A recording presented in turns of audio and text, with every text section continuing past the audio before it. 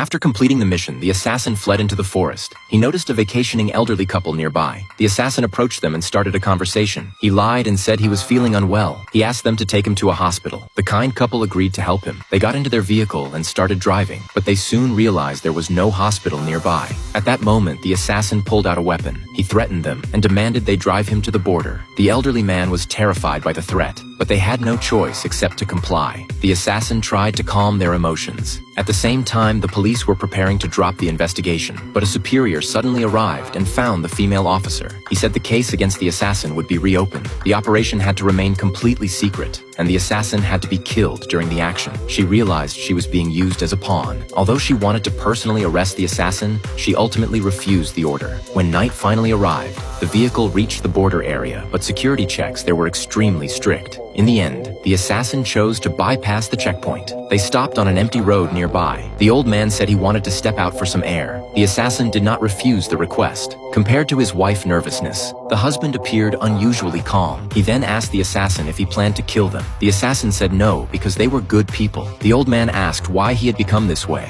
The question deeply struck the assassin's heart. Tears filled his eyes and he could not speak. After they returned to the vehicle, the assassin planned to spend the night in the camper, but for the safety of herself and her husband, the elderly woman decided to attack the assassin and stabbed it into the assassin's back while he was off guard. The husband tried to stop her, but it was too late. The man pulled the knife out in shock. At this moment, the assassin was furious. The woman immediately apologized. Seeing the assassin enraged, she rushed forward trying to stop him, but her neck was grabbed tightly. After spotting a weapon on the ground, she struck the assassin's head with her hand. The wounded assassin nearly lost the fight. He then grabbed his weapon and shot the man in front of the wife's shocked eyes. He fired another shot and ended his life. The assassin only wanted them to drive him to a safe area and then let them go, but the couple resisted him. He had no choice but to kill them. Although police claimed they would stop investigating, the husband's words had once changed her heart and gave her the courage to continue, even knowing she was being used. She returned to the police station to report for duty. After calming down, the assassin called his wife. He said the mission was finally complete, and they could live a perfect life together. His wife asked whether she and their child were in danger. The assassin assured her of their safety. After hearing his words, her heart finally eased. The assassin said he would be home soon, but his wife clearly doubted what he said. After resting outdoors for the night, the elite assassin moved on. He prepared to cross the border into Spain on foot. An eagle circling in the sky seemed to symbolize the freedom he was about to gain. He then boarded a tourist bus and crossed the border without any resistance. After arriving at a police station in Spain, the agent decided to start investigating inside the station, beginning with the murdered gang members. The assertive agent immediately questioned the local officers, but they were unwilling to cooperate with her attitude. Fortunately, her partner stepped in with calm persuasion, which finally led them to learn about a survivor. That survivor turned out to be the assassin's wife's brother. The officer also mentioned that the man's sister had married a wealthy outsider. Earlier, the agent had already identified the assassin based on the weapons and backpack he used,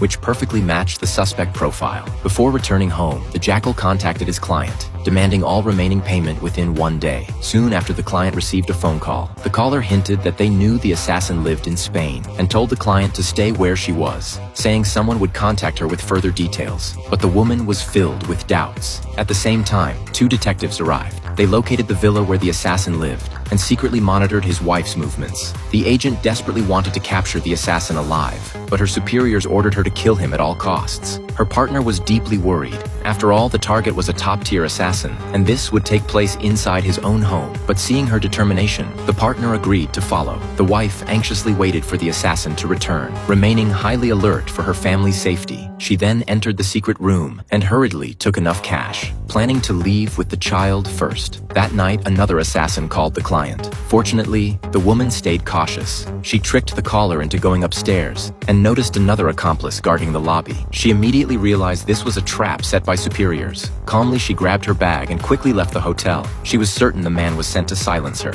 It was instinct that saved her from being killed. Soon after, the assassin quietly returned home, only to see a cartoon playing inside the house. At that moment, 2 police officers were still nearby, continuing to watch the assassin's wife. Before long, a taxi stopped outside the villa. The agent suspected the assassin had returned, but instead saw the wife leaving with the child. There was no sign of the assassin in the car. The officers chose not to act and decided to keep waiting for him. Soon, the police noticed movement again. The assassin finally appeared. The agent instantly confirmed his identity and saw that he was injured. They immediately followed him closely.